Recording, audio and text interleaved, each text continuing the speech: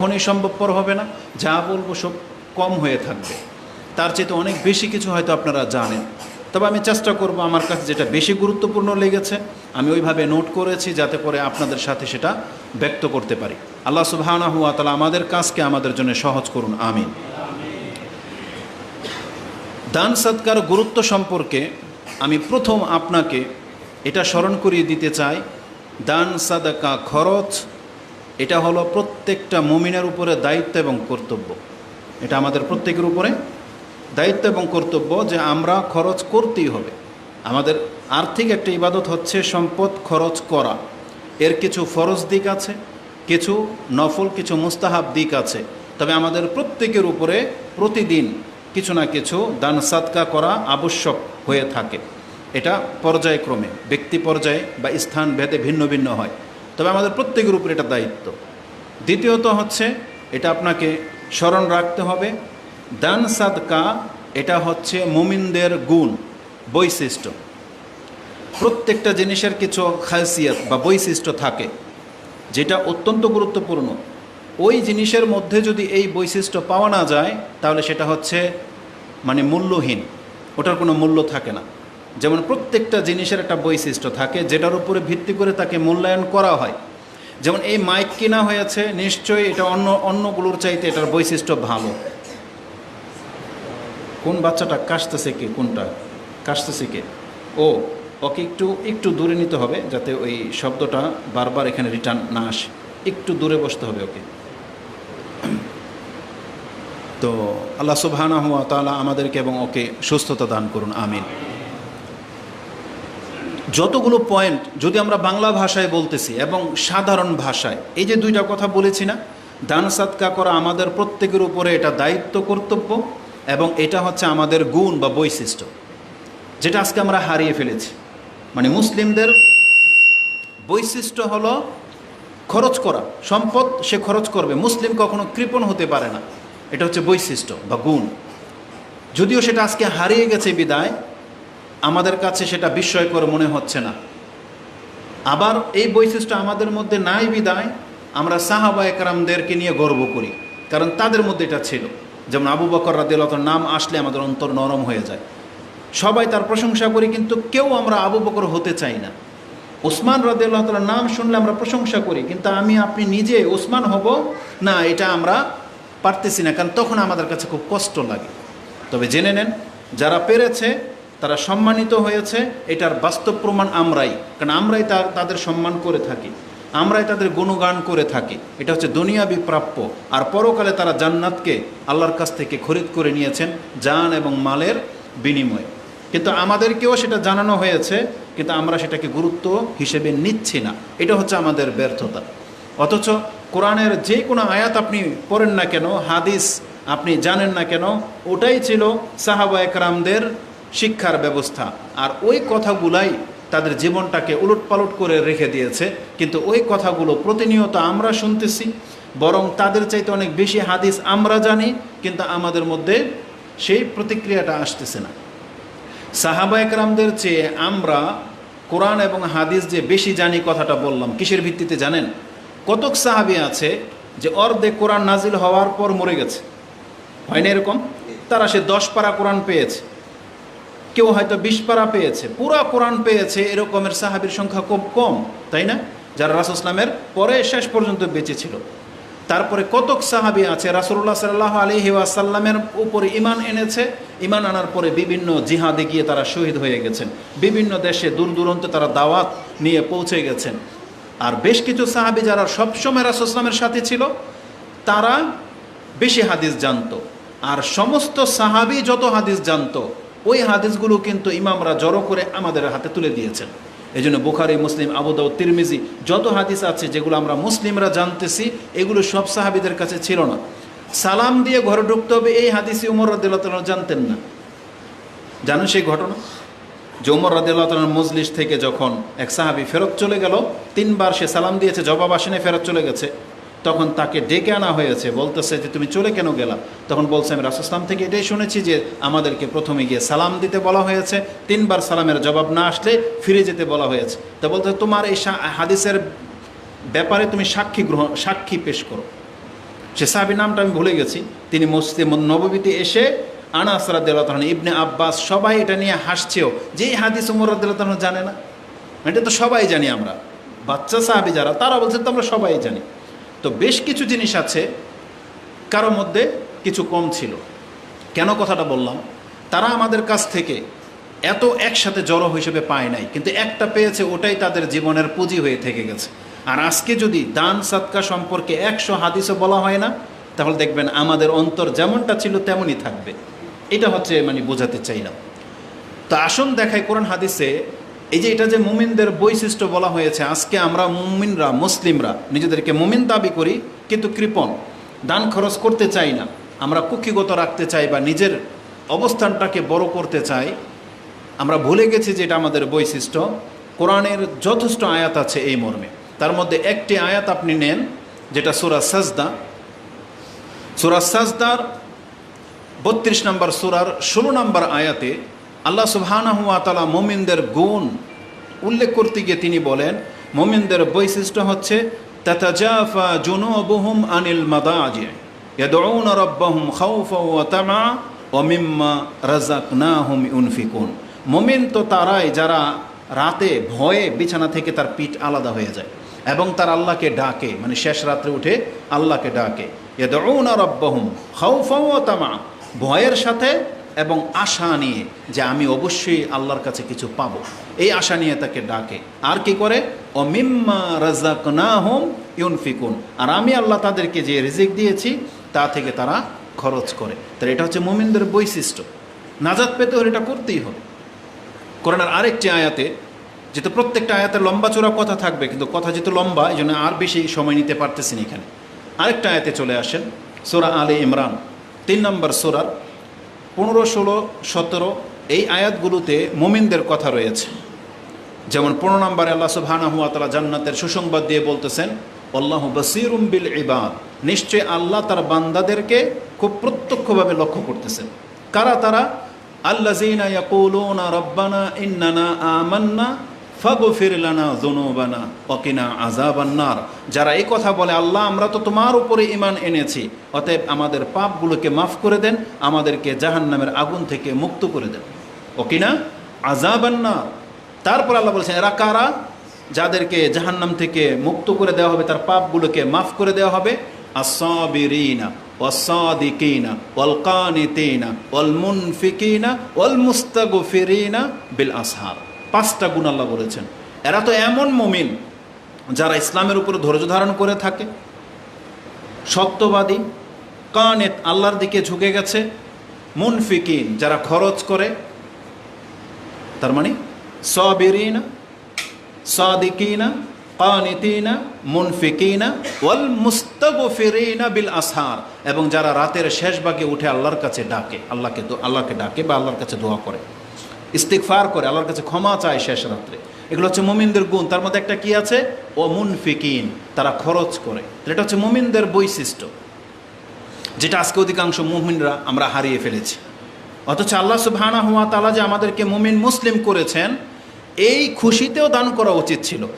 কারণ আমাদের দানগুলো ডাইরেক্ট আল্লাহর হাতে গিয়ে পড়ে, আল্লাহ সুবহানাহু ওয়া তাআলার কাছে হাতে গিয়ে পড়ে, এবং ডান হাতে, যদি সেটা হালাল ইনকাম থেকে হয়। একজন মুসলিম যদি হালাল ইনকাম থেকে দান করে, সেটা ছোট হোক বা বড় হোক, সরাসরি এটা আল্লাহ তার ডান হাতে গ্রহণ করে। এই হাদিস আসবে একটু পরে, যেটা বুখারী মুসলিমের উভয় হাদিসে আছে। তো আমাদের খুশি হয়ে দান করা উচিত ছিল। কত পুতুল পূজারী আছে, বট গাছ, ইঁদুর বাদর পূজারী, তারাও খরচ করে। তারা তাদের দেবদেবীদেরকে সন্তুষ্ট করার জন্য, আমার মনে হয় না কোনো মুসলিম এত দাম দিয়ে গেট বানায়, এত বড় প্যান্ডেল করে, যেটা হিন্দুরা ওদের পূজার সময় করে থাকে। তাহলে ওরা তো একটা আশায় করে, ওদের ধর্মের দেবতাকে সন্তুষ্ট করার জন্যই করে, নাকি না? ওরা তো স্বর্ণ দিয়ে মূর্তিও বানায়, ওটা তো ওদের পকেটের টাকা, ওরা তো খাওয়াচ্ছে মানুষকে, কিন্তু ওদের রেজাল্ট কি? ওরা কি জান্নাত পাবে? কারণ ওরা তো এটা আল্লাহর জন্য করে না, এগুলো তো গায়রুল্লাহর জন্য করতেছে। তাহলে আমি আর আপনি যে মুসলিম হইলাম, আল্লাহ যে আমাদেরকে তার পরিচয় জানালেন, মানার তৌফিক দিলেন, তাহলে আমরা আল্লাহর জন্য কেন খরচ করতে আমাদের কষ্ট হয়? এইটা হচ্ছে আশ্চর্যের ব্যাপার, যে মুসলিম হওয়ার পরে দিনের ক্ষেত্রে খরচ করতে কষ্ট হবে, এটা আশ্চর্য ব্যাপার। আরও আশ্চর্যের ব্যাপার হলো, মুসলিম ধর্মের ক্ষেত্রে খরচ করবে দূরের কথা, মুসলিম নিজেই নিজের টাকা খরচ করতে কষ্ট পায়। মানে নিজে একটা বোতল পানি কিনে খাবে, ওর আত্মা ফুরিয়ে যায়, কষ্ট হয়। 15 টাকা 20 টাকাও খাবে না, মানে অন্য কেউ দিলেও খাবে। এমন কৃপণ হলে তো চলবে না। এটা মুমিনদের গুণ না। মুমিনদের গুণ হলো ইউনফিকুন, তারা খরচ করে। এটা যে আমাদের উপরে দায়িত্ব, এই মর্মে কোরআনের বেশ কিছু আয়াত আছে। যেমন আল্লাহ সুবহানাহু ওয়া তাআলা আমাদেরকে ভয় প্রদর্শন করে এই কথাটা বলেছেন, যেটা আপনি খুব সহজেই পেয়ে যাবেন সূরা বাকারা 2 নম্বর সূরা আয়াতুল কুরসির আগের আয়াতটি। আয়াতুল কুরসি কত নম্বর আয়াত? 255। তাহলে 254 নম্বর আয়াতটা আপনি পড়েন, তাতে কি আছে? আল্লাহ বলেছেন, ইয়া আইয়ুহাল্লাযীনা আমানু, হে ঈমানদাররা, আনফিকু, তোমরা খরচ করো, মিম্মা রাযাকনাকুম, আমি তোমাদেরকে যে রিজিক দিয়েছি তা থেকে। প্রত্যেকটা আয়াতের মধ্যে আল্লাহ এই কথাই বলেছেন যে আমি তোমাদেরকে যা দিয়েছি তা থেকে খরচ করো। তার মানে এমনটা আল্লাহ কখনোই বলে নাই যে তুমি নিজে এগুলোর মালিক, বরং আমরা যে যা কিছুর মালিক হচ্ছি সব কিন্তু এগুলো আল্লাহর পক্ষ থেকেই দেয়া, আর ওখান থেকেই খরচ করতে বলা হয়েছে। যেমন আমাদের ঘরের স্বভাব দেখবেন, বাবা যখন কোনো ফল বা কিছু নিয়ে আসে, বাবার টাকায় কিনে যখন সন্তানদের মধ্যে ভাগ করে দেয়, কিছু সন্তান দেখবেন ওখান থেকে বাপ মাকে একটা দেবে না, ওর ভাইকেও দেবে না। কিন্তু আবার কিছু সন্তান আছে, মেয়ে, বিশেষ করে ছোট ছোট মেয়ে যারা, ও এসে ওর ভাগে থেকে বাবার মুখে একটা তুলে দেয় না, ওর কষ্ট লাগে না, কারণ ও বেশি ভালোবাসে সেই জন্য। বা ওর মধ্যে সেটা এখনও ওই লোভটা জন্মে নাই। ও মনে করে বাবা এনেছে তো বাবাকে দেয়, মাকে দেয়, ভাইকেও দিয়ে দেয়। এটা ছোটো ছোটো করে, কারণ ওরা ওই লোভটা এখন ওদের মধ্যে জন্মায়নি, এই জন্য দিতে পারে। কিন্তু আমরা কেন দিতে পারি না? কারণ আমাদের মধ্যে লোভ আছে, সেই জন্য, কারণ আমরা দুনিয়া বুঝে গেছি। তা আল্লাহ সুবহানাহু ওয়া তাআলা যেখানেই বলেছেন খরচ করো, তার আগে এটা বলেছেন আমি তোমাকে যে রিজিক দিয়েছি, মিম্মা রাযাকনাকুম, তা থেকে খরচ করো, আমি আল্লাহ তোমাদেরকে যে রিজিক দিয়েছি তা থেকে। তারপর আল্লাহ বলেছেন কোন দিন আসার আগে, মিন ক্বাবল আইয়াতিয়াকুম ইয়াউমুন লা বাইউন ফীহি ওয়ালা খুল্লাতুন ওয়ালা শাফাআ ওয়াল কাফিরুনা হুমুজ জালিমুন। আল্লাহ বলছেন নিশ্চয়ই অকৃতজ্ঞ কাফের যারা, তারাই হচ্ছে জালেম। দান করতে বলা হয়েছে সেই দিন আসার আগে, যেই দিন আল্লাহ বলেছেন ওয়ালা বাইউন ফী, সেখানে কোনো বিনিময়ে চলবে না। ওয়ালা খুল্লাতুন, সেখানে আপনার অন্তরঙ্গ কেউ দেখাতে আসবে না, আন্তরিকতা দেখাতে আসবে না। ওয়ালা শাফা, আর কেউ আপনার জন্য সুপারিশ করতে আসবে না। মানে ফেসে গেলে সেখানে কেউ সুপারিশ করতে আসবে না যে আল্লাহকে ছেড়ে দেন। যেমন অনেক সময় পুলিশে ধরলে রাস্তাঘাটে বন্ধুবান্ধব কেউ থাকলে গিয়ে রিকোয়েস্ট করে যে ছেড়ে দেন, আর ভুল হবে না বা কিছু। কিন্তু আল্লাহ বলেছেন হাসরের মাঠে যখন বিচার শুরু হবে, কোনো ব্যক্তি এগিয়ে আসবে না যে আমার ছেলেকে আটকে ফেলেছে, আমি গিয়ে সুপারিশ করি। বরং আল্লাহ বলেছেন ইয়াউমা ইয়াফিরুল মারউ মিন আখি, সেই দিন ভাই তার ভাই থেকে পলায়ন করবে, উম্মিহি ওয়া আবি, তার পিতা তার মাতা তার কাছ থেকে দূরে সরবে, ওয়া সাহিবাতিহি ওয়া বানি, তার সঙ্গী এবং তার সন্তানগুলো তার থেকে দূরে সরে থাকবে। কারণ ওই দিন নেকির সবার প্রয়োজন পড়বে।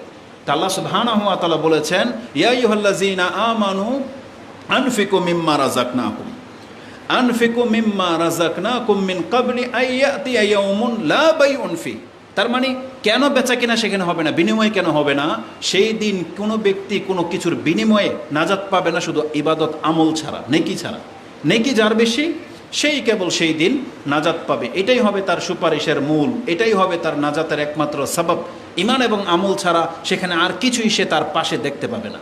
রাসূলের হাদিসে ওটাও আসে, যেগুলো একটু পরেই আসবে, যে সে তার ডান দিকে তাকাবে, ফালা ইয়ারা ইল্লান নার, ওয়ায়ানজুরা ইলা শিমালিহি ফালা ইয়ারা ইল্লান নার, সে তার বাম দিকেও তাকাবে, সেখানেও আগুন ছাড়া কিছু দেখতে পাবে না। সামনে তাকাবে, সামনেও আগুন ছাড়া কিছু দেখতে পাবে না। মানে এমন একটা পরিস্থিতি আসতে যাচ্ছে। তো আল্লাহ বলেছেন সেই জায়গাতে তোমাকে দাঁড়াতে হবে, তো অতএব তুমি এখন দান করো। তার মানে আল্লাহ বোঝাতে চেয়েছেন দান এমন একটা ইবাদত বা এমন একটা খরচ, কেউ যদি তার সম্পদ খরচ করে, তার মানে বোঝা যাচ্ছে যেখানে তার সাপোর্ট করার মতো কেউ থাকবে না, আল্লাহ ওই দিকে ইঙ্গিত করে দিয়েছেন, তাহলে সেই দিন তোমার দান তোমার পাশে থাকবে। এটা হচ্ছে আদেশ, এইভাবে আল্লাহ সুবহানাহু ওয়া তাআলা আদেশ করেছেন। সূরা মুনাফিকুনের মধ্যে এই আয়াতটা আছে, যেটা আপনি 63 নম্বর সূরার 9 নম্বর আয়াতে পেয়ে যাবেন। আল্লাহ বলেছেন ইয়া আইয়ুহাল্লাযীনা আমানু লা তুলহিকুম আমওয়ালুকুম ওয়া আওলাদুকুম আন যিকরিল্লাহ। তারপরে আল্লাহ বলছেন ওয়া আনফিকু মিম্মা রাযাকনাকুম মিন ক্বাবলি আইয়াতিয়া আহাদাকুমুল মাউত। এটা ছিল পরকাল, আর এটা হচ্ছে এখন দুনিয়া। তার মানে আল্লাহ বলেছেন ওই দিন আসার আগে দান করো যেই দিন তোমার কোনো সঙ্গী থাকবে না। আবার এখানে বলেছেন বরং তুমি মৃত্যু আসার আগে দান করো, কারণ মৃত্যুর দিন সবাই তখন বলবে এই মালটা ওকে দিস, এই মালটা ওকে দিস, এই মালটা ওকে দিস, এটা ওর জন্য। রাসূল বলেছেন এই মালগুলো তুমি না বললেও ওরা নিয়ে নেবে। মরার সময় যদি কেউ নাও বলে যায়, ভাগ অনুযায়ী সব সন্তানরাই কিন্তু ছিনিমিনি করে মাল নিয়ে নেবে, কেউ কিন্তু তার জন্য রাখবে না। তো আল্লাহ সুবহানাহু ওয়া তাআলা বলেছেন মৃত্যুর মুহূর্তে মানুষ সেই সময় সাধারণত বলবে, কারণ ফেরেশতা দেখে ফেলবে, বলবে যে আমি হয়তো দান করতে চাই। এবং তারপরের আয়াতে আল্লাহ ইঙ্গিত করে দিয়েছেন, যেটা মুনাফিকুন 10 নম্বর আয়াতে, রাব্বি লাউলা আখারতানি ইলা আজালিন কারিব, আমাকে যদি আরেকটু সময়ের জন্য ছেড়ে দেন, লা আসাদ্দাকা ওয়া কুম মিনাস সালিহিন, তাহলে অবশ্যই আমি সাদকা করতাম আর আমি সৎকর্মশীল হয়েই আপনার কাছে ফিরে আসতাম এতটুকু সময় পেলে। আল্লাহ কি বলেছেন, ওয়ালা ইউআখিরুল্লাহু নাফসান ইযা জাআ আজালুহা, প্রত্যেকটা ব্যক্তির আজাল চলে আসলে সেই ব্যক্তিকে আর সেই সুযোগটা দেয়া হবে না। তো আল্লাহ বলেছেন যে ওয়ানফিকু মিম্মা রাযাকনাকুম মিন ক্বাবলি আইয়াতিয়া আহাদাকুমুল মউত, মৃত্যু আসার আগেই তুমি খরচ করো। তো এটা আমাদেরকে আদেশ করা হয়েছে।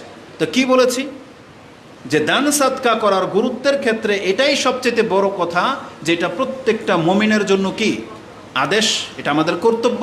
আর এটা হচ্ছে আমাদের কি, আমাদের গুণ বৈশিষ্ট্য, যেটা একটু আগেই উল্লেখ করেছি। রাসূলুল্লাহ সাল্লাল্লাহু আলাইহি ওয়াসাল্লাম বলেছেন তাসাদ্দাকু, তোমরা খরচ করো, দান করো, তাসাদ্দাক সাদকা করো। কেন? এই পৃথিবীতে রাসূলুল্লাহ সাল্লাল্লাহু আলাইহি ওয়াসাল্লাম আমাদেরকে জানিয়েছেন কিয়ামত যত ঘনিয়ে আসবে ইবাদত কিন্তু এক একটা করে হারিয়ে যাবে। এই পৃথিবীর একটা সময় আসতে যাচ্ছে সিয়াম থাকবে না, এখনই মানুষ সিয়াম রাখে না। হজ থাকবে না, কাবা ঘরই থাকবে না, তো হজ করবে কোথায়? কিয়ামতের আগে কাবা ঘরকে পর্যন্ত ভেঙে দেওয়া হবে। তো কাবা ঘরই থাকবে না, মানুষ হজ করতে যাবে কোথায়? এই হজও থাকবে না একটা সময়। এমনকি সালাতও থাকবে না, মানুষ নামাজও পড়বে না। কিন্তু তার আগে নামাজ আরও কিছুদিন থাকবে, কিন্তু তার আগে মানুষকে আল্লাহ এতটা ধন সম্পত্তির মালিক করে দিবেন, আজকে যে আপনার কাছে এসে হাত পাতে, আজকে মসজিদ করার জন্য আপনার কাছ থেকে টাকা চাওয়া হয়, মাদ্রাসার চালানোর জন্য আপনার কাছ থেকে টাকা চাওয়া হয়, এমন একটা সময় আসতে যাচ্ছে প্রত্যেকটা ফান্ডে কোটি কোটি টাকা থাকবে। সেখানে আপনি আপনার সাদাকা নিয়ে ঘুরে বেড়াবেন যে আজকে আমার উপর এটা জাকাত ফরজ হয়ে গেছে, জাকাতের সম্পদগুলো আমরা কাকে দেব। যেমন রমজান মাস আসলে ফিতরা নিয়ে অনেকে বিপাকে পড়েন। আমাদের আলেমরা যখন ফতোয়া দেন যে খাদ্যই দিতে হবে আড়াই কেজি বা 3 কেজি একসা খাদ্যই দিতে হবে, আপনি পরিস্থিতি এমন হয়ে দাঁড়িয়েছে আমাদের চারোপাশে নাকি অভাব আর অভাব, কিন্তু আপনি চাউল নিয়ে ঘোরেন, আপনার কাছ থেকে কেউ ফেতরা নেবে না, তারা এসে টাকা চায়। বুঝেন? তার মানে পয়সাওয়ালা রাষ্ট্রতে ফেতরা দেবে এমন কোনো ব্যক্তি বর্তমানেই নাই। আর রাসূল সাল্লাল্লাহু আলাইহি ওয়াসাল্লাম বলছেন একটা সময় আসতে যাচ্ছে, ইয়াতি আলান নাসি জামান, মানুষের কাছে একটা সময় আসতে যাচ্ছে যে ইয়াফিরুর রাজুল ফি সাদাকাতিহি, সে তার সাদাকা নিয়ে ঘুরে বেড়াবে, লাম ইয়াজিদ আহাদান, এমন কাউকে পাবে না যে সে তার কাছ থেকে এটা গ্রহণ করে। বরং ইয়াকুলুর রাজুল লাউ জিতা বিল আমস লাকাবিলতুহা, তুমি যদি কালকে আসতে আমি তোমার কাছ থেকে এটা নিয়ে নিতাম। ফাম্মাল ইয়াউম ফালা হাজাতালি বি, আজকে আমার এর কোনো প্রয়োজন নেই। তার মানে রাতারাতি মানুষ পয়সাওয়ালা হয়ে যাবে। তো বোঝা যাচ্ছে যে রাসূল সাল্লাল্লাহু আলাইহি ওয়াসাল্লাম বলেছেন তাসাদ্দাকু, তোমরা সাদকা করো, এটা বুখারী মুসলিমের হাদিসে আছে। তা আমাদেরকে আদেশ করা হয়েছে তোমরা সাদকা করো। বরং রাসূলুল্লাহ সাল্লাল্লাহু আলাইহি ওয়াসাল্লাম থেকে আরেকটা হাদিস নেন, যেটা ইমাম মুসলিম কোট করেছেন 2223 নম্বরে, আন সাইদ ইবনে আবি বুরদা আন আবিহি আন জাদ্দিহি আন রাসূলিল্লাহি সাল্লাল্লাহু আলাইহি ওয়াসাল্লাম ক্বালা, রাসূল বলেছেন আলা কুল্লি মুসলিমিন সাদাকাতুন, প্রত্যেকটা মুসলিমের উপরে সাদকা করা ফরজ। মানে তার যোগ্যতা অনুযায়ী, তার অবস্থা ভেদে, ব্যক্তি বিশেষ পর্যায়ে তার উপরে প্রতিদিন সাদাকা করা কি ফরজ। আলা কুল্লি মুসলিমিন সাদাকাতুন, এটি ইমাম মুসলিম কোট করেছেন। সাদাকার অধ্যায় পাবেন, হাদিস বললাম 2223 মানে 2223 নম্বরে রয়েছে। তাহলে এই দলিলগুলো বহন করে যে সাদাকা আমাদের প্রত্যেকের উপরে লাজিম হয়ে আছে, এটা আমাদের কর্তব্য, দিতেই হবে। তো এবার আসুন আমি আপনাকে দেখাই যে যে জিনিসটা এটা আমাদের গুণ, মুসলিমদের গুণ। মানে মুসলিম কোনোদিন কৃপণ হইতে পারে না, হওয়া উচিত না।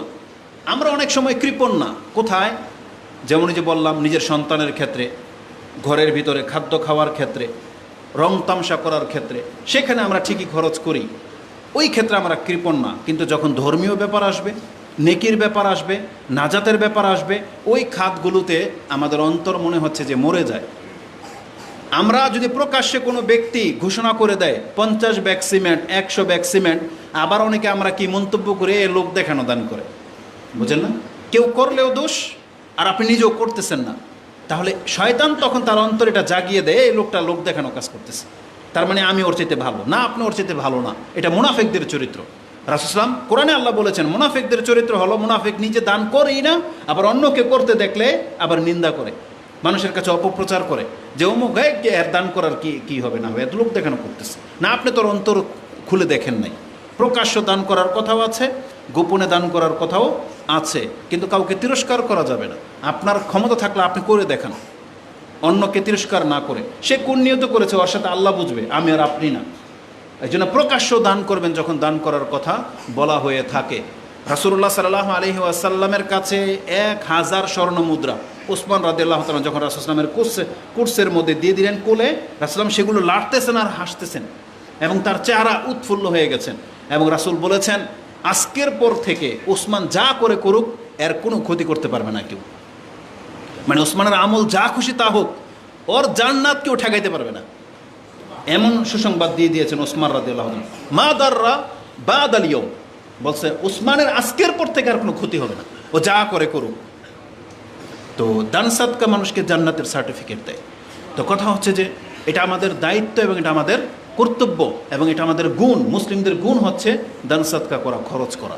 কতটা গুরুত্বের সাথে আল্লাহ সুবহানাহু ওয়া তাআলা কথাগুলো বলেছেন, যদি আমি ক্ষুদ্র ব্যক্তি কিন্তু কোরআন থেকে যেভাবে আমি বুঝি, আমি আপনার কাছে একটা পয়েন্ট তুলে ধরি। আল্লাহ সুবহানাহু ওয়া তাআলা দুইটা উদাহরণ দিয়েছেন দুই ব্যক্তির, যাদেরকে আল্লাহ সম্পদ দিয়েছেন কিন্তু খরচ করে না, তাকে আল্লাহ বলেছেন এই কৃতদাসের সমান। ওর মান মর্যাদা হচ্ছে ওটা কৃতদাস। আর যাকে আল্লাহ সম্পদ দিয়েছেন খরচ করে, এ হলো প্রকৃত মালিক। তার মানে বিষয়টা আমার এত ভাল লাগে বা এমনভাবে এটা অন্তরে গেঁথে যায়, কথাটা আপনি একবার ফিল করেন। কৃতদাস তো আপনি দেখেন নাই কখনো, আমরা দেখেছি চাকর নকর মানে কর্মচারী দেখেছি, কৃতদাস আমরা কেউ দেখি নাই। কৃতদাস হলো সেই ব্যক্তি যে সারাদিন মেহনত করে যা কিছু ইনকাম করে নিয়ে আসবে, ও এটার মালিক না। ওর মালিক কে? ওর মালিক। ওই কৃতদাসের মালিক যে সে, মানে সারাদিন কাজ করে এসে যা ইনকাম করবে এটা মালিককে দিতে হবে। মালিক যদি এখন ওখান থেকে ওরে কিছু খাওয়ার জন্য দেয়, ওরে যদি বকশিস দেয়, তাইলে ওর এটা অধিকার আছে। না হলে ওকে যদি বলে তোর আজকে খাবার নেই, তুই আজকে কম ইনকাম করে দিয়েছিস, আজকে তুই না খেয়ে থাক, এই কৃতদাসের ক্ষমতা নাই। সে এক ঢুক পানি গিলবে, এই কৃতদাসের ক্ষমতা নাই। এটা ইসলামিক নিয়ম। কৃতদাস যদি মালিকের অনুপস্থিতিতে বা খেয়ানত করে, তাহলে কৃতদাসের ইবাদতই কবুল হবে না। এটা হচ্ছে কৃতদাস, এটা একটা মান। কৃতদাসের জাকাত নাই, কিচ্ছু নাই, মানে ওর নিজের ব্যক্তির মাল নাই। ওকে যদি আপনি অঢেল সম্পদের গোডাউনের মধ্যে বসিয়ে দেন, ও ওখান থেকে খেতেও পারবে না, কিছু দিতেও পারবে না কাউকে, মানে ও শুধু রক্ষক। তা আল্লাহ সুবহানাহু ওয়া তাআলা কোরআনে বলেছেন যে কিছু মানুষ আছে যাদেরকে আল্লাহ অঢেল সম্পত্তি দিয়েছেন, কিন্তু ওর চরিত্র হলো, ওর মান মর্যাদার দিক থেকেও হলো একটা কৃতদাসের মতো। ও নিজেও খায় না, ও অন্যকে দিতেও পারে না, মানে অন্তর মরে গেছে। আয়াতটি রয়েছে সূরা নাহাল 16 নম্বর সূরার 75 নম্বর আয়াতে। আল্লাহ বলেছেন দারাবাল্লাহু মাসালান আবদান মামলুকান।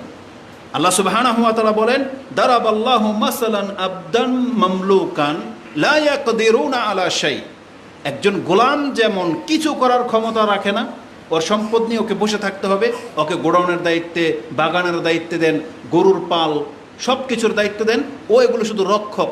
কিন্তু এখান থেকে লা ইয়াকদিরুনা আলা শাই, নিজে খেতেও পারবে না, দিতেও পারবে না। তারপর আল্লাহ সুবহানাহু ওয়া তাআলা বলতেছেন কিন্তু ওই ব্যক্তি ওমান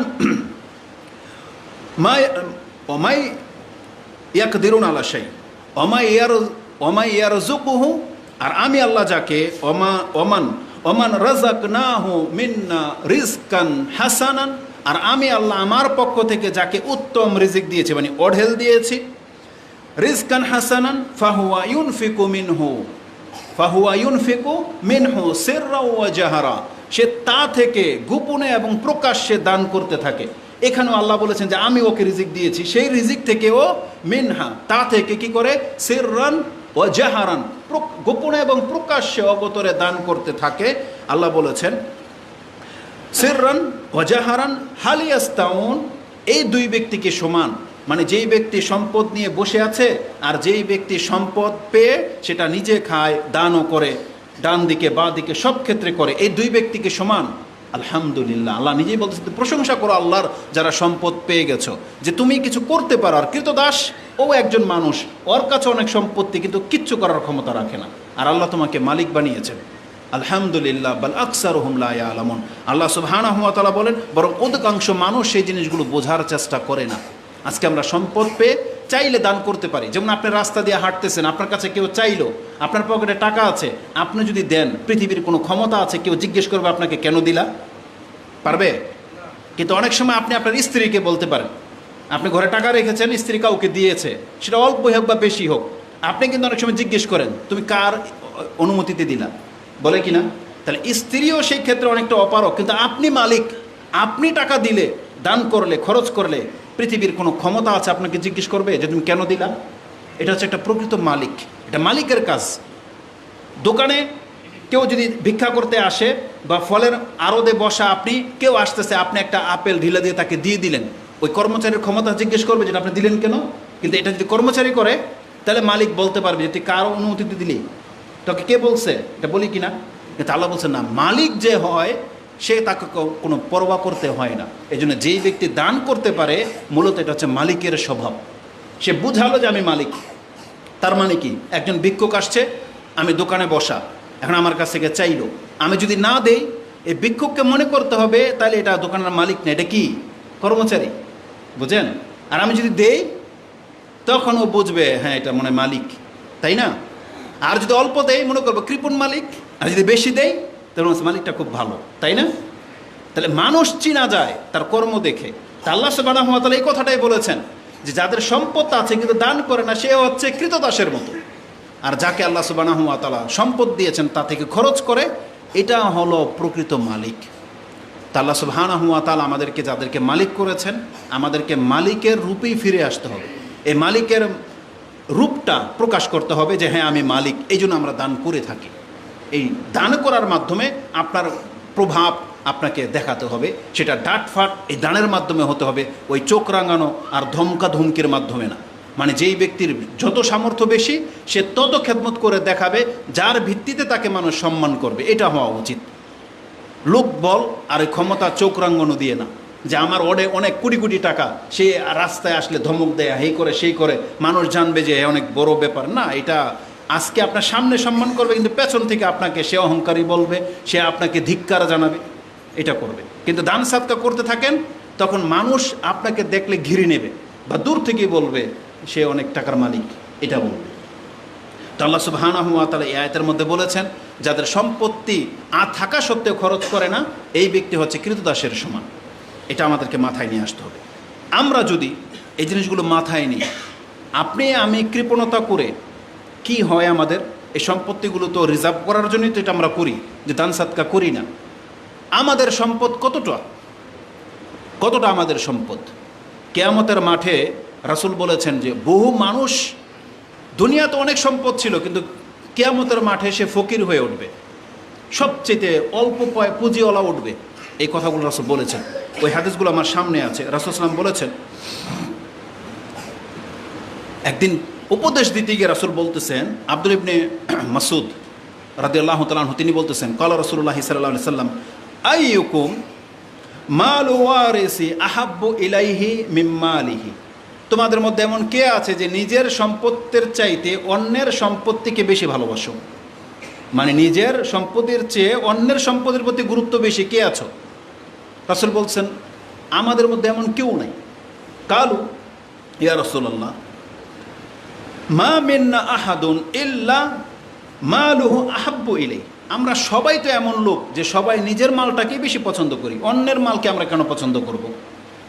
রাসূলুল্লাহ সাল্লাল্লাহু আলাইহি ওয়াসাল্লাম বলেছেন, বিষয় যদি এমন হয় তাহলে তোমার মাল কোনটা?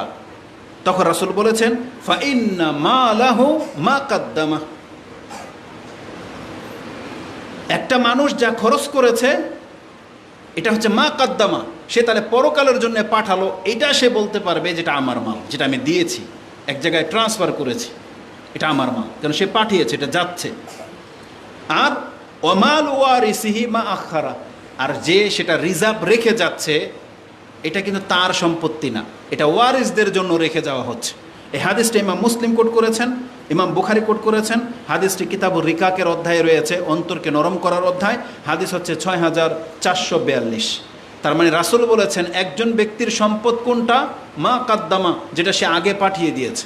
এটার একটা উদাহরণ যদি আমরা দুনিয়া থেকে নেই, যারা প্রবাসে থাকেন, প্রবাসের লোকেরা কী করে, গালফে থাকেন, ইউরোপে থাকেন, তারা ইনকাম করে প্রত্যেক মাসের টাকা রিজার্ভ করে তারা দেশে পাঠায়। দেশে তাদের জন্য জায়গা সম্পত্তি যা কিছু করা হয়, সে যখন আসে তখন দেখে তার টাকা এই জমিগুলো কেনা হয়েছে, এই কাজ হয়েছে, আমি এত টাকা ব্যাংকে রিজার্ভ আছি। সে আর যেই ব্যক্তি টাকা পাঠায় নাই, ওখানে রিজার্ভ করেছে, মরে গেল বা তাকে এক্সিট মেরে দেশে পাঠিয়ে দিল, কোনো কারণে তাকে আসতে হলো, আর সেই মালগুলো সে যদি আনতে না পারে, ওটা ওখানে থেকে যাবে। এটা না তার নিজের কোনো উপকারে আসছে, আর না তার আত্মীয় স্বজনের কোনো উপকারে আসবে, সেটা ওখানে থেকে গেল। ঠিক দুনিয়ার এই জীবনটাকে আপনি কম্পেয়ার করলে, আমরা যা কিছু খরচ করতেছি, আল্লাহ বলতেছেন এগুলো সব আমার কাছে তুমি সেন্ড করতেছো, কর্জে হাসানা, এটা আমার কাছে করজ হিসেবে থেকে যাচ্ছে, আমানত হিসেবে থেকে যাচ্ছে, আমি আল্লাহ সেগুলো তোমাকে পুরা করে দিব। এই জন্য রাসূল সাল্লাল্লাহু আলাইহি ওয়াসাল্লাম বলেছেন একজন ব্যক্তির মাল তো ওটাকেই গণ্য করা হবে যা মা কাদ্দামা, যা সে আগে প্রেরণ করেছে। এই জন্য সূরা হাশরে আল্লাহ বলেছেন যে ইয়া আইয়ুহাল্লাযীনা আমানুত্তাকুল্লাহা ওয়ানজুর মা তাকাদ্দামা মিন গাদিন, যেটা আপনি দেখে নেবেন সূরা হাশরের 18 নম্বর আয়াতটি, যে তুমি কি আগে পাঠিয়েছ সেটা তোমাকে একবার ভেবে দেখা উচিত। রাসূলুল্লাহ সাল্লাল্লাহু আলাইহি ওয়াসাল্লাম বলেছেন যারা এটা করে না, তারা শুধু নিজের সম্পত্তি জমা করেছে, যেগুলো ওয়ারিসরা ভাগ করে নিয়ে নিবে। কিয়ামতের মাঠে এই ব্যক্তি দেখতে পাবে যে তার কিছুই নেই, তার সেখানে কোনো রিজার্ভ করা হয়নি। রাসূলুল্লাহ সাল্লাল্লাহু আলাইহি ওয়াসাল্লাম থেকে আবু যার তিনি বলতেছেন, কোনো এক রাতে রাসূলুল্লাহ সাল্লাল্লাহু আলাইহি ওয়াসাল্লাম একাই হাঁটতেছেন, আমরা ভয় পেয়ে গেলাম। আমি তারপর রাসূল সাল্লামের পিছু নিলাম, রাসূল আমাকে দেখলেন এবং আমাকে ডাকলেন, আমি তার সাথে হাঁটতে লাগলাম। ফামাশাইতু মাআহু সাআতান, কিছুক্ষণ সময় আমি রাসূল সাল্লামের সাথে হাঁটলাম। সেখানে শুধু আবু যার আর রাসূল সাল্লাম, কতটা নিকটে ছিলেন রাসূল সাল্লামের। তখন রাসূলুল্লাহ সাল্লাল্লাহু আলাইহি সাল্লাম এমন সময় তিনি উপদেশ দিয়ে বলতেছেন, আবু যার, ইন্নাল মুকসিরিনা হুমুল মুকাল্লুনা ইয়াউমাল কিয়ামা। রাসূল বলেছেন ইন্নাল মুকসিরিনা হুমুল মুকিল্লুনা ইয়াউমাল কিয়ামা, নিশ্চয়ই পৃথিবীর কত অঢেল সম্পত্তির মালিকওয়ালারা কিয়ামতের মাঠে মুকাল্লিন, মানে অল্প সম্পত্তির মালিকওয়ালারা যেমন এমন হয়ে উঠবে। তার মানে যাদের অঢেল টাকা, তাদের কিন্তু অনেক নেকি অর্জন করা সম্ভব। চাইলে প্রত্যেক মাসে উমরা করতে যেতে পারে, চাইলে প্রতি বছর হজ করতে পারে, চাইলে বড় বড় কুরবানি করতে পারে, চাইলে একাই একটা মাদ্রাসা পরিচালনা করতে পারে, চাইলে অনেক টাকা দান করতে পারে। কিন্তু একটা অভাবীর কি সম্ভব? তাহলে অভাবীদের সেই নেকিগুলো কিন্তু ঘাটতি থেকে যাবে। তো রাসূল বলেছেন দুনিয়াতে অনেক পয়সাওয়ালা আছে, কিন্তু কিয়ামতের মাঠে তার অবস্থা হবে মুকাল্লিন, মানে অল্প পুঁজিওয়ালাদের মতো কিয়ামতের মাঠে। তবে ইল্লা, ওই ব্যক্তি ছাড়া, মান আতাহুল্লাহ, যাকে আল্লাহ সুবহানাহু ওয়া তাআলা দিয়েছেন খাইরান, মানে অঢেল, আর সে কি করেছে তা পেয়ে, ফানাফাহা ফিহি বিয়ামিনিহি ওয়া শিমালিহি ওয়া শিমালুহু ওয়া বাইনা ইয়াদাইহি ওয়া ওয়ারাহু, ওই ব্যক্তি সম্পদ পেয়ে তার ডানে বায়ে সামনে পেছনে সব জায়গায়, মানে যখন যেখানে প্রয়োজন সেখানে সে খরচ করেছে। আর কি করেছে? ওয়া আমিলা ফিহি খাইরান, আর সেই টাকা পয়সার মালিক হওয়া সত্ত্বেও সে সব ভালো ভালো কাজ করেছে। তার মানে এই ব্যক্তি দুনিয়াতে যেমন পয়সাওয়ালা ছিল, কিয়ামতের মাঠেও তার নেকিও অনেক বেশি হবে। আপনারা ভুলে গেছেন সে হাদিস যে 5 ওয়াক্ত নামাজের পরে সুবহানাল্লাহ আলহামদুলিল্লাহ আল্লাহু আকবার যে 33 বার পড়তে হয়, সেই হাদিসের মধ্যে কি আছে? অভাব সাহাবীরা রাসূল সাল্লাল্লাহু আলাইহি ওয়াসাল্লামকে বলতেছেন, ইয়া রাসূলুল্লাহ, সব ধনী সাহাবীরা তো নেকি নিয়ে নিল, আমরা সালাত পড়ি তারাও পড়ে, আমরা সিয়াম রাখি তারাও রাখে, এই দিক দিয়ে সমান, কিন্তু তারা হজ করে আমরা করতে পারি না, তারা সাদকা করে আমরা করতে পারি না, তারা জিহাদে এত এত সম্পদ দান করে আমরা পারি না। তখন রাসূল সাল্লাল্লাহু আলাইহি ওয়াসাল্লাম বলছেন, ব্যাপার যখন এমন, তাহলে তোমাদেরকে আমি এমন একটা ইবাদত শিখিয়ে দেব, তোমরা যারা এটা করতে পারবে, নেকি দিয়ে তোমাদেরকে কেউ হারাইতে পারবে না। সেটা কি? 5 ওয়াক্ত নামাজের পরে বলা হয়েছে সুবহানাল্লাহি আলহামদুলিল্লাহ আল্লাহু আকবার, এই তাসবিহগুলো 33 বার করে যেই ব্যক্তি পড়বে, তাহলে এর যেই নেকি জন্মাবে, তার মতো আমল করা ছাড়া কোনো ব্যক্তি কোনো মানে অন্য কোনো ইবাদত দিয়ে তাদেরকে হারাইতে পারবে না, মানে নেকি দিয়ে আপনাকে ধরতে পারবে না। তারা তাই করা শুরু করলো। প্রত্যেক নামাজের পরে তাসবিহ জিকির আসকারে লেগে গেল। ধনী সাহাবীরা তারা দেখলো যে এরা বসে কি করে, নামাজ তো শেষ, সালাম ফিরানো হয়ে গেছে। তখন তাদেরকে জিজ্ঞাসা করা হলো, তাহলে তোমরা কি করো? এখন বাধ্য যে জিজ্ঞেস করছেন, তখন তারা বলেছেন যে রাসূলুল্লাহ সাল্লাল্লাহু আলাইহি ওয়াসাল্লাম আমাদেরকে এই শিক্ষা দিয়েছেন। তারাও তখন তাসবিহ করা শুরু করে দিল। তখন ওই অভাবী সাহাবীরা আবার গেল, ইয়া রাসূলুল্লাহ, এখন আমরা যা করি তারাও তো তাই করে। তখন রাসূলুল্লাহ সাল্লাল্লাহু আলাইহি ওয়াসাল্লাম বলেছেন, যালিকা ফাদলুল্লাহি ইউতিহি মাইয়াশা, এটা হচ্ছে আল্লাহর অনুগ্রহ, আল্লাহ যাকে চায় এটা আল্লাহর ইচ্ছাতে দিয়ে থাকেন। তাহলে এই জন্য যারা সম্পদশালী, বোঝাতে চাচ্ছি সম্পদশালীদের নেকি অর্জন করা, আল্লাহর কাছাকাছিতে যাওয়া অনেক সহজ, অনেক সহজ, যেটা আমরা হয়তো পারবো না। এই জন্য আপনাকে দান করতে হবে, কৃপণ হলে চলবে না। তো রাসূলুল্লাহ সাল্লাল্লাহু আলাইহি ওয়াসাল্লাম আমাদেরকে জানিয়েছেন সম্পদ যেটা আমরা দান করব এটা অলরেডি আল্লাহর কাছে গিয়ে রিজার্ভ থাকবে। আর আপনি জানেন যে সেই নেকি কত মাত্রায় আল্লাহ বাড়িয়ে দেয়, সেটা আল্লাহ সুবহানাহু ওয়া তাআলা লালন পালন করতে থাকে। সেই হাদিসটা একটু পরে আসবে। তো দান সৎকার ক্ষেত্রে এই গুরুত্বপূর্ণ কথাগুলো কোরআন হাদিসে রয়েছে, এগুলো আমরা জানি, এমন না যে আমরা জানি না। কিন্তু জানার পরেও ওই যে প্রথমে বলেছি, আমরা দান কেন করতে পারি না, দান করতে চাইলে আমাদের কষ্ট কেন হয়? এটার মূল কারণ হলো আমাদের অন্তরের মধ্যে সংকীর্ণতা তৈরি হয়ে গেছে। অন্তর প্রশস্ত না, আমাদের অন্তরটাকে প্রশস্ত করতে হবে। আমাদের টাকা নাই তাতে কি হয়েছে? অন্তর যদি প্রশস্ত থাকে, কাউকে খাওয়াতে, কাউকে দিতে গিলটি ফিল হবে না, কষ্ট হবে না, অনুভব হবে না। আবু তালহা রাদিয়াল্লাহু তাআলার ঘটনাকে ভুলে গেছেন, যার ঘরে খাদ্য ছিল না, কিন্তু রাসূলুল্লাহ সাল্লাল্লাহু আলাইহি ওয়াসাল্লামের আদেশক্রমে যে যার সম্ভব, যতটা সম্ভব মেহমান নিয়ে যাওয়া হোক, সবাই 2-3টা করে মেহমান নিয়ে গেছে। আবু তালহা বলতেছেন, আমার সামর্থ্য নাই, কিন্তু একজন আমি নেব না। তিনি একজন সাহাবীকে বললেন, ইয়া রাসূলুল্লাহ, একে আমার মেহমান করা হোক। বাসায় গিয়ে দেখে খাদ্য কিছুই নেই, যতটুকু খাদ্য আছে এটা বাচ্চাদের জন্য, একজন বাচ্চার জন্য যথেষ্ট হবে। তখন বলতেছেন, তাহলে কি করার? পরামর্শ করলেন, বাচ্চাটাকে তুমি ঘুম পাড়িয়ে দাও, আর যতটুকু খাদ্য আছে তুমিও খাবো না, আমারও প্রয়োজন নাই, ওটা একটা প্লেটে দিবে। কারণ তারা একসাথে বসে খেতেন, মেহমান আর মেজবান একসাথে বসে খেতেন। তো আমি ওনার সামনে খাদ্য নিয়ে বসবো, কিন্তু আমি খাবো না, তুমি কুপির মধ্যে অল্প তেল দিয়ে দিবে, যাতে কিছুক্ষণ জ্বলার পর এটা নিভে যায়, অন্ধকার হয়ে যাবে, উনি সবটা খেয়ে নেবে, আমি শুধু মুখ লাড়াবো। রাতের ঘটনা, তারা নিজেরা না খেয়ে এইভাবে ওই সাহাবীকে খাইয়েছিলেন।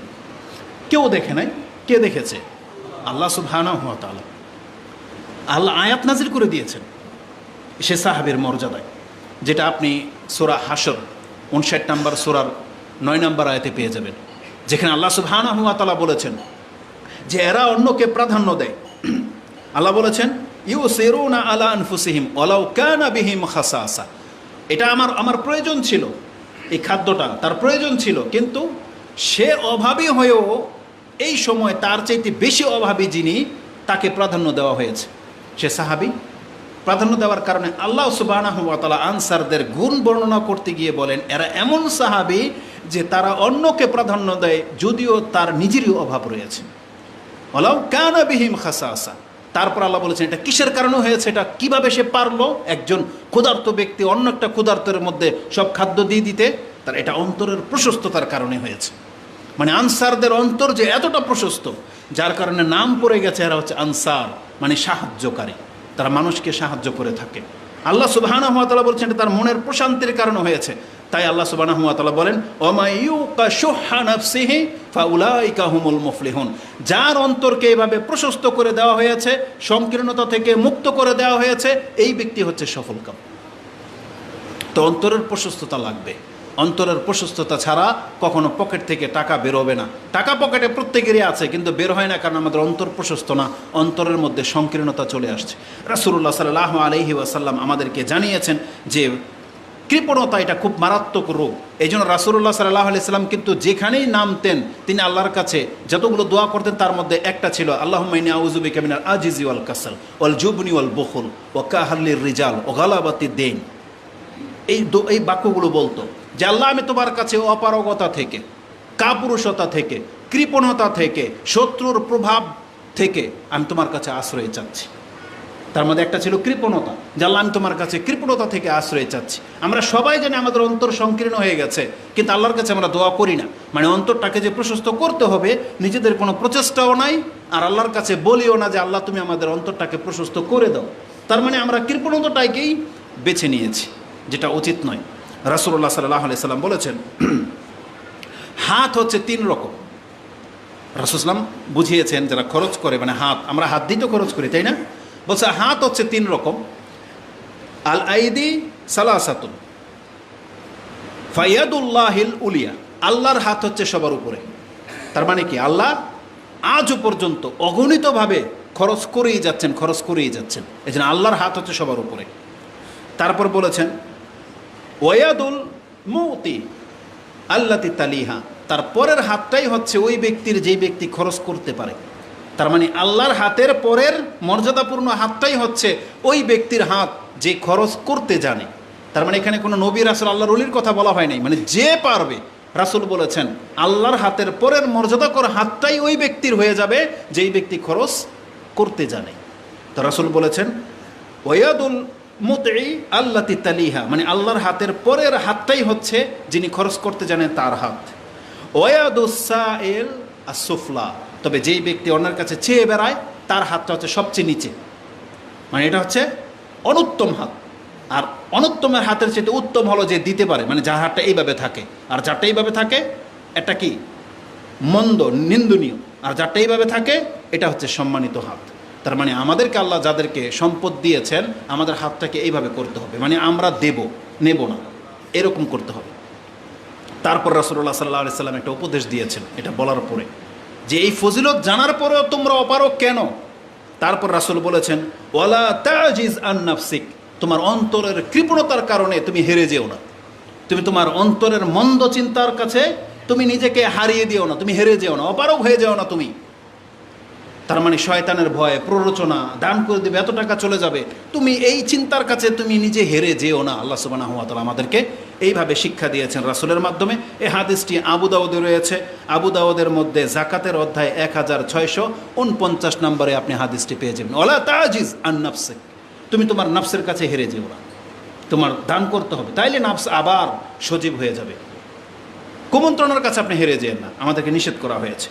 রাসূলুল্লাহ সাল্লাল্লাহু আলাইহি ওয়াসাল্লাম বলেন কৃপণতা এত মস্ত বড় একটা অপরাধ বা এত খারাপ একটা জিনিস, রাসূল বলেছেন ইত্তাকি জুলম, তোমরা জুলুম থেকে বাঁচো। ফাইন্না জুলমা জুলুমাতুন ইয়াউমাল কিয়ামা, জুলুম কিন্তু কিয়ামতের মাঠে একেবারে ঘন অন্ধকার হয়ে তোমাকে ঢেকে নেবে, তোমার কোনো আলো থাকবে না, তুমি সামনে যে পথ চলবে তেমন কোনো ক্ষমতাই তোমার থাকবে না, তোমাকে অন্ধকারে ঢেকে নেবে অপরাধ। তারপরে বলেছেন অত্তাকুশুভা অত্তাকুশুভা, এবং তুমি কৃপণতা থেকে বাঁচো। কেন? রাসূল বলেছেন ফা ইন্না শুহা আহলাকা মান কানা কাবলাকুম, তোমাদের পূর্বের জাতিদেরকে ধ্বংসই করেছে কৃপণতা, মানে বেশি পাওয়ার লোভ, নিজে কুক্ষিগত করে রাখার লোভ, এটা ওই জাতিদেরকে ধ্বংস করে দিয়েছে। ফলে কি হয়েছে, তারা সম্পদকে বাড়ানোর জন্য রক্ত ঝরিয়েছে, সম্পদের জন্য একজন অন্যজনকে হত্যা করেছে। রাসূল বলেছেন যে হামালাহুম আলা আন সাফাকু আদ্দাম, তারা রক্ত প্রবাহিত করেছে, মানে সম্পদ মালিক হওয়ার জন্য, যেটা আজকে আমাদের সমাজের কুক্ষিগত ব্যক্তিরা করে থাকে। সন্ত্রাস যাদেরকে বলি, যারা গুন্ডা বাহিনী, নেতার বাহিনী আমরা যেটাকে বলি, যারা এই ক্ষমতার লোভে মানুষকে হত্যা করে সম্পদ বাড়ায়, তাদের কথা বলা কেন হয়েছে? এটা কৃপণতা বলা হয়েছে। সে খরচ তো করবে না, বরং নিজে কিভাবে কোটিপতি হবে সেই জন্য সে রক্ত ঝরায়। এবং আর কি করে, মানুষ সম্পদের লোভ জন্মে গেলে কি করে জানেন? রাসূল বলেছেন ওয়াস্তাহাল্লু মাহারিমাহুম, আর যেগুলো তাদের জন্য হারাম পথ ছিল সেগুলোকে তারা হালাল মনে করে নিল। তার মানে হালালগুলো আমাদের জন্য যেভাবে অর্জন করার অনুমতি রয়েছে, আমরা ওই হারামগুলোকেও হালালের মতো করে গ্রহণ করা শুরু করে দিলাম।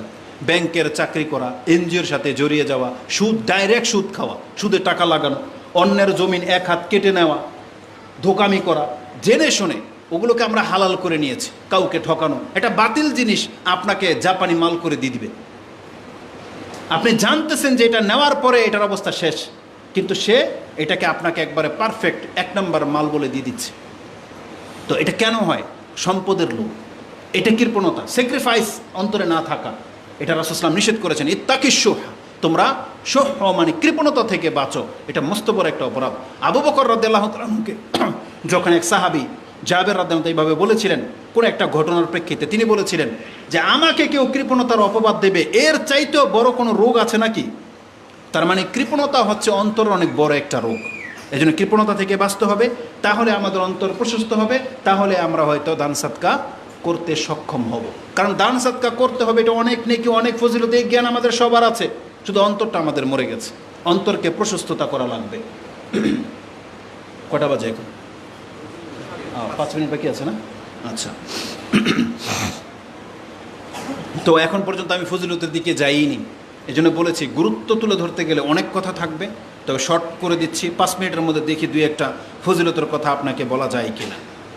অন্তরকে প্রশস্ত করার জন্য এই টিপসগুলো আপনার লাগবে। সেটা কি? যেটা কোরআন হাদিসে বলা হয়েছে। কোরআন হাদিসে কি বলা হয়েছে? বলা হয়েছে দান সাদকা করলে সম্পদ কমে না। আপনি এই কথার প্রতি ঈমান আনেন, এনে ট্রাই করেন। বলা হয়েছে দান সাদকা করলে এটা তোমাকে জাহান্নামের আগুন থেকে বাঁচিয়ে দিবে, এই কথার প্রতি ঈমান আনেন। আল্লাহ বলেছেন যেই ব্যক্তি খরচ করে আমি তাকে দুনিয়াতে তার ডাবল দুনিয়াতেই ফেরত দেব, আর পরকালে তো জান্নাত আছে। তো এই কথাগুলো মেনে নিতে হবে, তাইলে অন্তর প্রশস্ত হবে, আর নাইলে অন্তর প্রশস্ত হবে না। এই জন্য কোরআন হাদিসের কথা মেনে নিলেই আমাদের অন্তর প্রশস্ত হবে। রাসূলুল্লাহ সাল্লাল্লাহু আলাইহি ওয়াসাল্লাম থেকে একটা হাদিস নিয়ে নেন, আবু হুরায়রা তার বর্ণনাকারী, রাসূল বলেছেন মা নাকাসা সাদাকাতুম মিন মাল। এটা ইমাম মুসলিম কোট করেছেন। হাদিস নাম্বার হচ্ছে 6486, কিতাবুল বিররি ওয়াস সিলার মধ্যে আপনি হাদিস পেয়ে যাবেন, 46 নম্বর অধ্যায়, যে মা নাকাসা সাদাকাতুম মিন মাল, যেই মাল সাদকা করা হয় সাদকার কারণে তার মাল কোনোদিন ঘাটতি হবে না। এটা রাসূল বলেছেন, আর হাদিস মুসলিমের আছে। রাসূলুল্লাহ সাল্লাল্লাহু আলাইহি ওয়াসাল্লামের এই কথার প্রেক্ষিতে আয়াতই রয়েছে। আল্লাহ নিজেকে কথা বলে নাই, যে আল্লাহ সুবহানাহু ওয়া তাআলা ওই যে সুদখোরকে নিশ্চিহ্ন করে দেওয়ার কথা বলতে গিয়ে আল্লাহ এই কথাটা বলেছিলেন, ইয়ামহাকুল্লাহু রিবা ওয়া ইউরবিস সাদাকাত, আল্লাহ সাদকাকে বাড়িয়ে দেন। যে ব্যক্তি সাদকা করে এটাকে আল্লাহ নেকিও বাড়ান আর তার সম্পদকেও বাড়িয়ে দেন। নেকিটাকে কিভাবে বাড়ানো হয়? সাদকার নেকিটাকে আপনি বুখারী মুসলিমের সে হাদিস নিয়ে নেন। রাসূল বলেছেন মা মিন আহাদিন বা লা ইয়াতাসাদ্দাকু আহাদুন বি তামরাতিন মিন কাসবিন তাইয়্যিব, যে কোনো ব্যক্তি যদি তার হালাল ইনকাম থেকে একটা খেজুর পরিমাণ কিছু হলেও দান করে, ফাইন্নাহু ইয়াতাকাব্বালুহা বিয়ামিনিহি, ফাইন্নাল্লাহা ইয়াতাকাব্বালুহা বিয়ামিনিহি, আল্লাহ সেটা তার ডান হাতে গ্রহণ করেন। ফায়ুরাব্বিহা লিসাহিবিহি কামা ইউরাব্বি আহাদুকুম ফালুয়াহু আও কালুসাহু হাত্তা তাকুনা মিসলাল জাবাল আও আযামা। রাসূল বলেছেন যেই ব্যক্তি তার হালাল ইনকাম থেকে, এই শব্দটা বলবেন না, হালাল ইনকাম ছাড়া কিন্তু আল্লাহ কবুল করে না। তা হালাল ইনকাম থেকে যদি অল্প পরিমাণও দান করে, এটা কিভাবে বিশাল হয়? আল্লাহ সেটা তার ডান হাতে গ্রহণ করে এটাকে লালন পালন করতে থাকেন। যেমন একটা ছোট বাচ্চাকে আমরা লালন পালন করতে করতে বড় একটা অস্ট্রেলিয়ার গাই বা বাছুর বানাই ফেলি না, একটা বড় বিশাল আকৃতির গরু। যেমন আরবরা বড় বড় উট পালে, আল্লাহ সেটাকে এই নেকিটাকে বাড়াতে বাড়াতে মিসলাল জাবাল বলা হয়েছে, পাহাড় সমান নেকি করে দেয়। আও আযামা, বরং পাহাড়কে পর্যন্ত ছাড়িয়ে যায় কারো কারো দান। এটা ইমাম বুখারী এবং মুসলিম কোট করেছেন, যে বুখারীতে আপনি 1410, 12, 13 এই হাদিসগুলোর মধ্যে পেয়ে যাবেন। তাহলে এটা বাড়ে। তা আল্লাহ বলেছেন মা নাকাসা সাদাকাতুম মিনাল মাল, মাল থেকে সাদাকা করলে কোনোদিন কমে না। এই কথার প্রতি ঈমান আনেন, তাহলে আপনি সাদকা করতে পারবেন। রাসূলুল্লাহ সাল্লাল্লাহু আলাইহি সাল্লাম বলেন আল্লাহ প্রতিদিন ফেরেশতা নিযুক্ত করে দেন, তারা বলে ইয়া ইবনা আদম আনফিক উনফিক আলাইক। একটু আগেই বলেছি না, আল্লাহ দুনিয়াতেই দেবে। তা আল্লাহ বলেছেন তুমি যদি দান সাদকা করো, আনফিক তুমি খরচ করো, উনফিক আলাইক আমি আল্লাহ তোমার উপরে খরচ করব। এটা আল্লাহ সুবহানাহু ওয়া তাআলা বলেছেন। যে হাদিসটি আপনি, এটাও বুখারীতে রয়েছে, বুখারীতে 4684 এবং মুসলিমে হাদিসটি 2198-তে রয়েছে। তার মানে দুনিয়াতে আপনি পেয়ে যাবেন। এবং আল্লাহ সুবহানাহু ওয়া তাআলা একটা আয়াতে বলেছেন, সূরা সাবা 34 নম্বর সূরার মধ্যে আছে, যে আমি তাকে আরও দ্বিগুণ করে পৃথিবী তাকে রিটার্ন করব। এটা আছে। যেই কথাটা অনেকের নজরান্দাজ হয় নাই, দান সাদকা সম্পর্কে অনেক বক্তব্য শুনেছেন।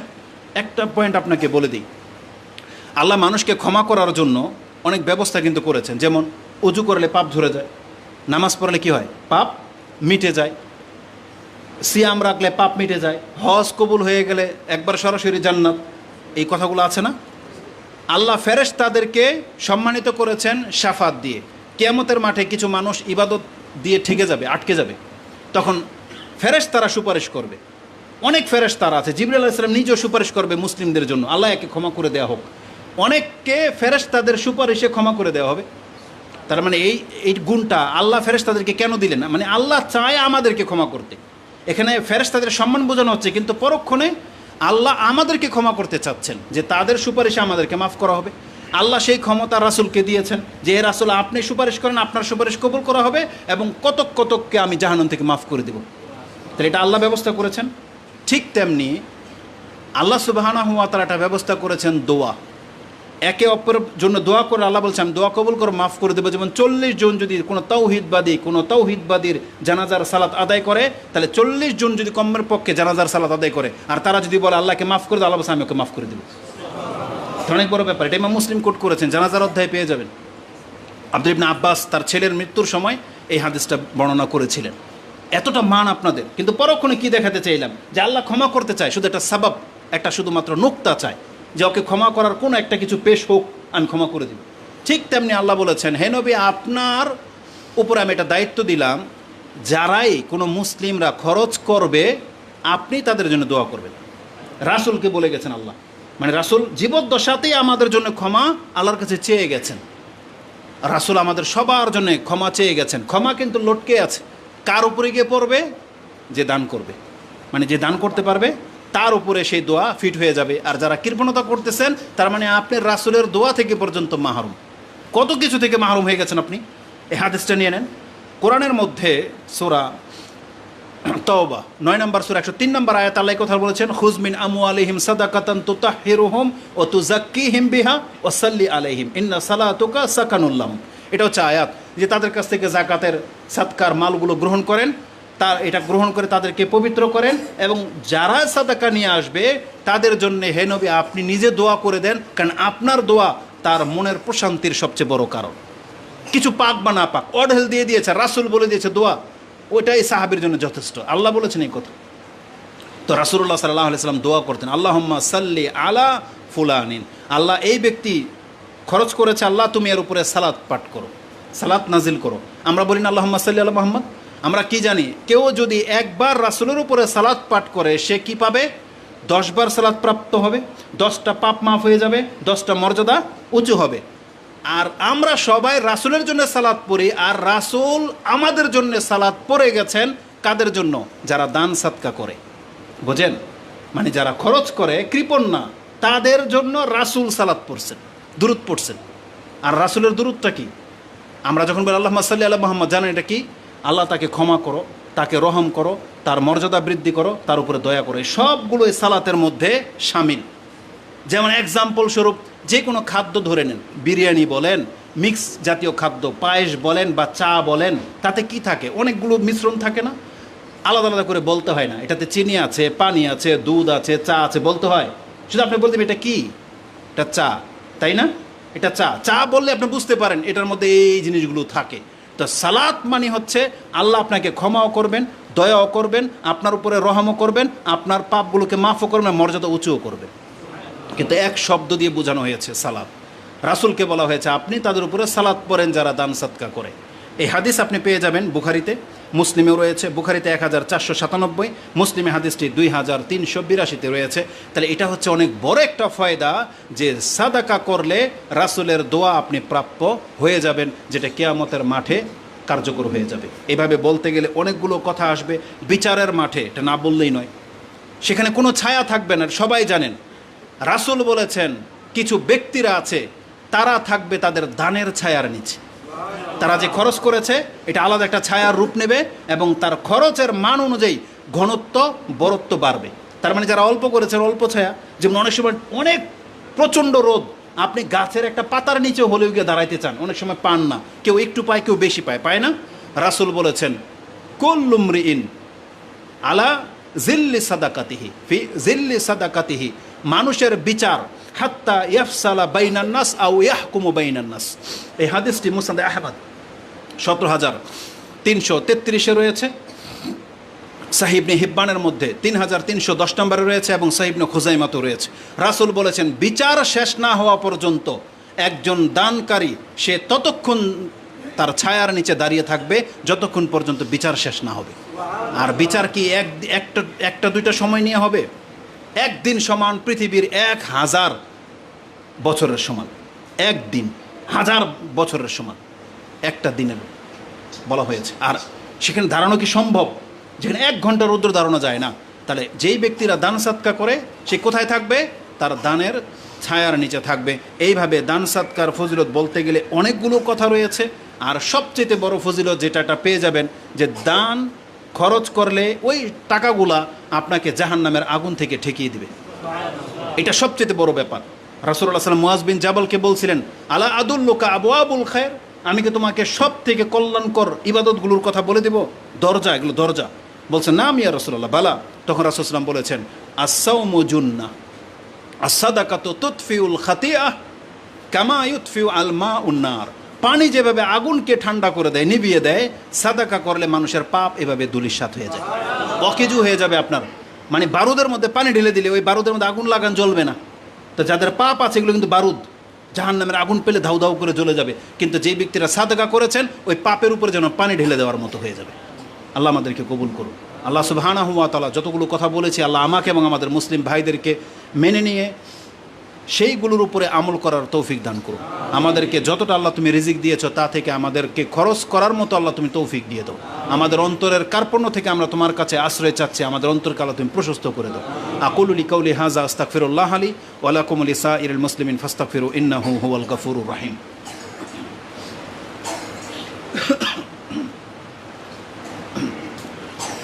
আলহামদুলিল্লাহি রাব্বিল আলামিন ওয়াসসালাতু ওয়াসসালামু আলা আশরাফিল আমবিয়া ওয়াল মুরসালিন নবিয়িনা মুহাম্মাদিন ওয়া আলা আলিহি ওয়া সাহবিহি আজমাইন ওয়া বাদ।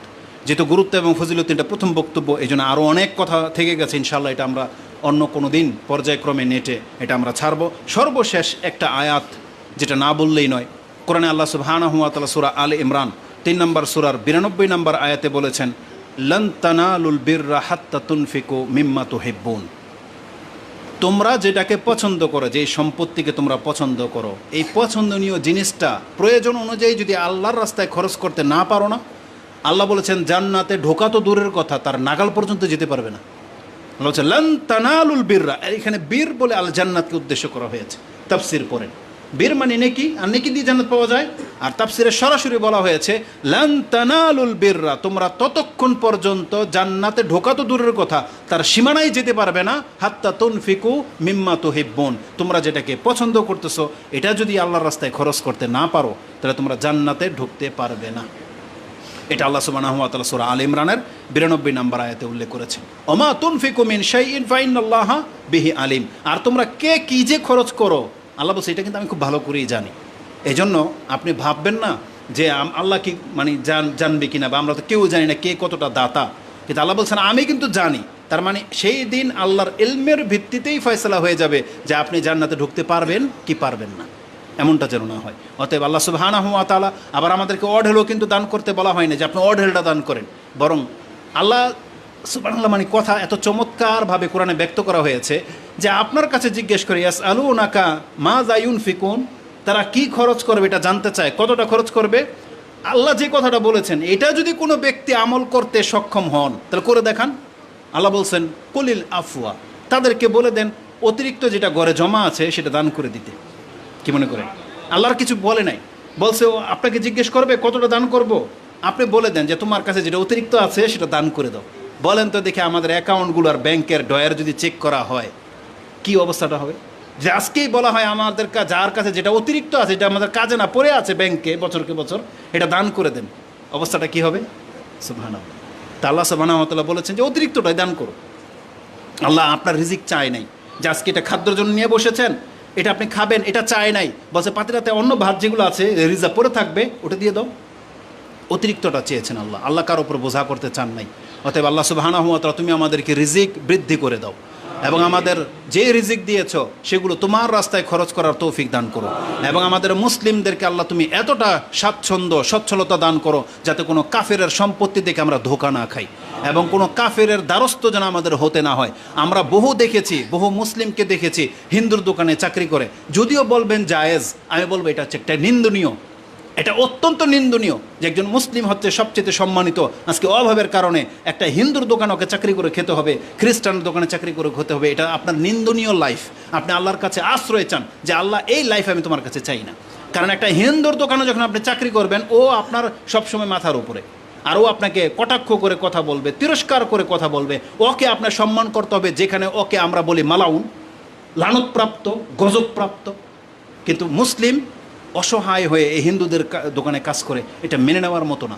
মুসলিমদেরকে আল্লাহ সুবহানাহু ওয়া তাআলা তুমি উত্তম রিজিকের ব্যবস্থা করে দাও, এবং তাদেরকে যেন কোনো কাফেরের গোলামি করতে না হয়। আল্লাহ তুমি তাদেরকে হেফাজত করো, এবং আল্লাহ তুমি আমাদেরকে যে রিজিক দিয়েছ, আমাদের মা বোনরা, এই বক্তব্য কিন্তু আমাদের মা বোনদের জন্যও, যদি তারা এখানে উপস্থিত নাই, হয়তো পেছনে, হ্যাঁ আচ্ছা যাই হোক, হ্যাঁ আছে আলহামদুলিল্লাহ, ওনাদেরকে আমরা যেটা বলবো, দানের ক্ষেত্রে কিন্তু পুরুষের চাইতে মহিলাদের সম্পত্তি কিন্তু কম, এটা জানেন।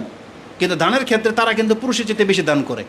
কারণ ঘরের ভিতরে তাদের যে দানগুলো অগাতরে খরচ করে দেওয়া, আপনাকে খাইয়ে দেওয়া, বাচ্চাদেরকে খাইয়ে দিচ্ছে, মায়েরা কিন্তু কম খায়, স্বামীকে বেশি খাওয়ায়, সে কম খায়, এগুলো কিন্তু তার দানের অন্তর্ভুক্ত হবে। এটা হচ্ছে তার মনের যে প্রশস্ততা আছে, এটা তার প্রমাণ। তারপর তারা কম হলেও আশেপাশে দেয়, কিছু চাইতে আসলে কেউ দেয়। আর পৃথিবীর ইতিহাসে আপনি কয়জন দাতার নাম জানেন? হয়তো বলবেন আবু বকর, ওমর, ওসমান, তাদের নাম জানেন, কিন্তু তাদেরকেও টেক্কা দিয়েছে এরকম আছে কোনো মহিলার নাম জানেন? নাম নাই? কে নাম বলেন? তাহলে প্রথম স্থানে রয়েছে খাদিজা রাদিয়াল্লাহু তাআলা আনহা। তিনি সর্বপ্রথম নারী যার কোটি কোটি টাকা, ধরে নেন বর্তমান সময়ের কোটি কোটি টাকা, সে ইসলামের জন্য বিলীন করে দিয়েছে, যেই জায়গায় কেউ পৌঁছতে পারবে না। তারপরে তার মেয়ে যারা আছেন তারা। আর দানের ক্ষেত্রে আয়েশা রাদিয়াল্লাহু তাআলা আনহার দান অনেক আবু বকর সিদ্দিকের মতোই, সিদ্দিকের মেয়ে সিদ্দিকের মতোই, কিন্তু তাকে পর্যন্ত হার মানিয়ে দিয়েছে জাইনাব রাদিয়াল্লাহু তাআলা আনহা। জানেন, জাইনাব রাদিয়াল্লাহু তাআলা আনহার উপাধি হলো উম্মাহাতুল মাসাকিন, তাকে মিসকিনের মা বলা হয়। কি মনে করেন আপনি? যার ইতিহাস আমাদের কাছে আড়াল পড়ে গেছে। তিনি নিজে ইনকাম করতেন, তার বিজনেস ছিল, আর তিনি অগাতরে মিসকিনদেরকে দান করত। রাসূল তার মর্যাদা তুলে ধরতে গিয়ে একদিন বলেছেন স্ত্রীদের কাছে যে তোমাদের মধ্যে যার হাত সবচেয়ে বেশি লম্বা, সে প্রথম আমার সাথে সাক্ষাৎ করবে। আয়েশা রাদিয়াল্লাহু তাআলা আনহা বলতেছেন যে এরপর থেকে আমরা প্রত্যেকের হাত মাপা শুরু করে দিলাম যে কার হাতটা বেশি লম্বা। বুঝেন? বলতেছেন যখন জাইনাব রাদিয়াল্লাহু তাআলা আনহার ইন্তেকাল হয়ে গেল আমাদের 9 জন স্ত্রীদের মধ্যে, তখন বুঝলাম যে রাসূল সাল্লাল্লাহু আলাইহি ওয়াসাল্লাম এই হাতের কথা বলে নাই, বরং দানের হাতের কথা বলেছেন। কারণ আমাদের মধ্যে জাইনাব রাদিয়াল্লাহু তাআলা সবচেয়ে বেশি দাতা ছিলেন, তিনি বেশি দান করতেন। তাহলে তার মর্যাদাটাই ভালো বলেছে, উম্মাহাতুল মাসাকিন বলা হয়েছে, মিসকিনদের মা। এই জন্য মহিলাদের দান অবশ্যই অনেক বেশি ব্যবধান রাখে আমাদের চাইতে, কিন্তু তাদেরটা বক্তব্যে আসে না। আপনি বলেন তো দেখে, আপনি দান করলে কয় টাকা দিবেন? বেশি জোর আপনার সব পকেটের সবচেয়ে বড় নোট কোনটা? 1000, তাই না? জীবনে দিচ্ছেন আজ পর্যন্ত? আমার মনে হয় না, আমি তো দিইনি। 100 টাকা, এটা অনেকে কম বেশি দেয়, 500 দেয়। কিন্তু একটা মহিলা যখন তার কানের রিং খুলে দিয়ে দিয়েছিল রাসূল সাল্লামের কাছে, হাতের আংটি খুলে দিয়ে দিয়েছিল, ওটার দাম কত? কমের পক্ষে 5000, 10,000 হবে না? স্বর্ণের একটা রিং যদি কানের খুলে দিয়ে দেয়, 10,000 টাকা হবে না? 5,000 টাকা হবে না? তাহলে বুঝেন, তাহলে এটা কি সাহাবীরা করেছিল কি করে নাই? মহিলারা করে নাই এটা? এই যে বেলাল রাদিয়াল্লাহু তাআলার মধ্যে স্বর্ণগয়না দিয়ে দেয় নাই, তার মানে মহিলাদের দান অনেক বেশি, হয়তো এটা প্রকাশ পায় না। তো অতএব আল্লাহ সুবহানাহু ওয়া তাআলার কাছে দোয়া করি, আমাদের মা বোনদেরকে আল্লাহ সুবহানাহু ওয়া তাআলা যথেষ্ট সচ্ছল করো, তাদের স্বামীদেরকেও আল্লাহ উদার করুক, যে তাদের কাছেও টাকা পয়সা জমা রাখুক, দেখ, এবং তারা তা থেকে খরচ করতে পারুক। এটা আমরা তাদের জন্য দোয়া করি। আল্লাহ তুমি আমাদের উভয়কে কল্যাণের উপরে রাখো, আমাদেরকে তৌফিক দান করো। আমিন ইয়া রাব্বাল আলামিন। সুবহানাকাল্লাহুম্মা রাব্বানা বিহামদিকা আশহাদু আল্লা ইলাহা ইল্লা আনতা আস্তাগফিরুকা ওয়া আতুবু ইলাইক। ইবাদাল্লাহ রাহিমাকুমুল্লাহ, ইন্নাল্লাহা ইয়া'মুরুকুম বিল আদলি ওয়াল ইহসান ওয়া ইতা'i যিল কুরবা ওয়া ইয়ানহা আনিল ফাহশা'i ওয়াল মুনকারি ওয়াল বাগি ইয়া'iযুকুম লা'আল্লাকুম তাযাক্কারুন। উযকুরুল্লাহা ইয়াযকুরুকুম ওয়া লা যিকরুল্লাহি আকবার ওয়াল্লাহু ইয়া'লামু মা তাসনাউন। আসসালামু